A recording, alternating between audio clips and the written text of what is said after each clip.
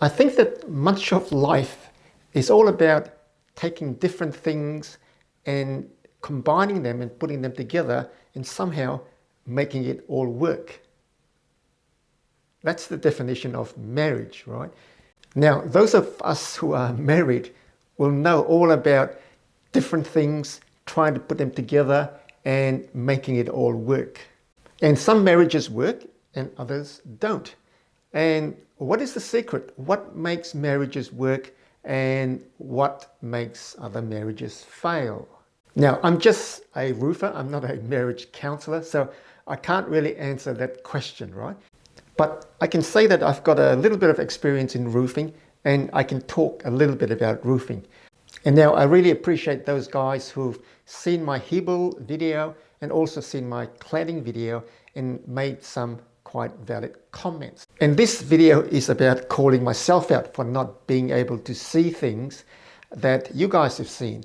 And specifically in the cladding video, one of you guys commented that they should have gone to the draftsman on this particular house. And all the draftsman needed to do was just to move the wall a little bit, and a lot of the problems with this particular house would have been solved. So I thought a little bit about that. I said, yeah, quite valid, right?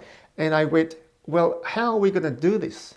So as usual, I went through a bit of a drawing exercise and I went, okay, what if we move the walls out a little bit?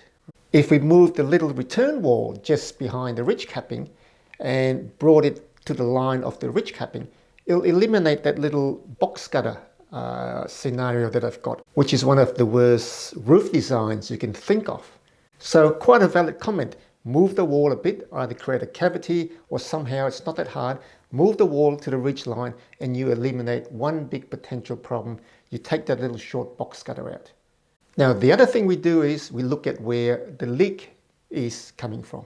Now, the leak is because the cladding wall does not line up with the edge of the brick. The edge of brick is in fact proud of the cladding.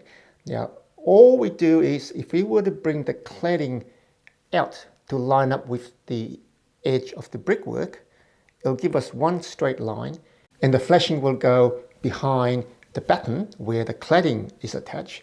We put the flashing in first, put the wall sarking in, and we make sure that the flashing works, that it catches the water and brings the water back out and then into the gutter.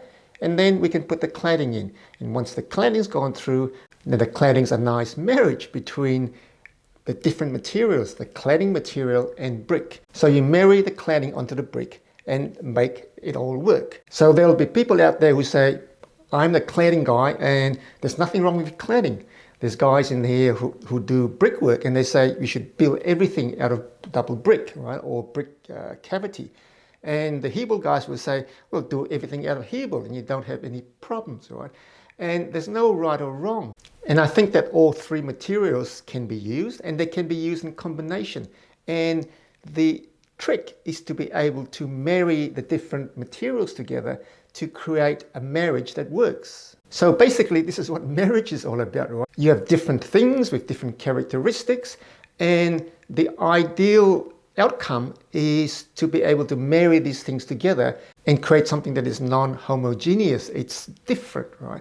But you got to make the marriage work. And once you make the marriage work, and the marriage is not about who's right, who's wrong, whether the cladding's better than the brick or whether Hebel's just as good, we go, all right, we're going to marry all these things together. How do we do it? And make the marriage work. And once we start thinking the aim of the exercise is to make the marriage work, then we come up with nice solutions and we come up with nice outcomes.